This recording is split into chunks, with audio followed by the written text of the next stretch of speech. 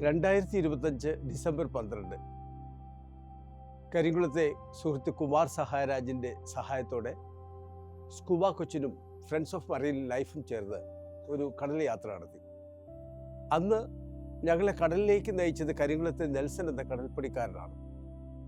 കരിങ്കുളം ക്ലാത്തിപ്പാരുകളിലെ മീൻപിടുത്തത്തിന് പേരുകേട്ട ഗ്രാമമാണ്.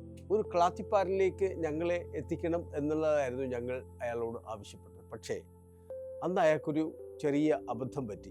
ഏതാണ്ട് 25 മീറ്റർ ആഴമുള്ള കടലിൽ അയാൾ ചെന്ന് ആങ്കർ ചെയ്തിട്ട് ഇവിടെ പാരുണ്ട്, ഞങ്ങളോട് ഡൈവ് ചെയ്യാൻ പറഞ്ഞു.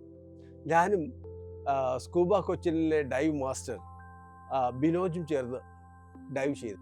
കടലിൻ്റെ അടിത്തറയിലെത്തിയപ്പോൾ ബിനോജിനാകെ ആവേശമായി അവിടുത്തെ കാഴ്ചകൾ കണ്ടു. പക്ഷേ എൻ്റെ അവസ്ഥ അതായിരുന്നില്ല.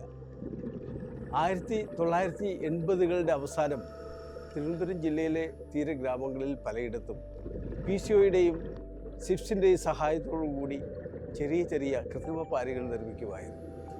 ഏതാണ്ട് 35 വർഷങ്ങൾക്ക് മുമ്പ് പുതിയതുറയ്ക്കടുത്ത് ഞങ്ങൾ ചെയ്ത ഒരു കൃത്രിമ പാലിലേക്കാണ് യഥാർത്ഥത്തിൽ നെൽസൺ ഞങ്ങളെ എത്തിച്ചത്. ഞാൻ അവിടെ എത്തിയപ്പോൾ എനിക്ക് ആ ചെറിയ പാലിൻ്റെ നിർമ്മിതിയെപ്പറ്റിയുള്ള ഒരു ചിന്തകളായിരുന്നു.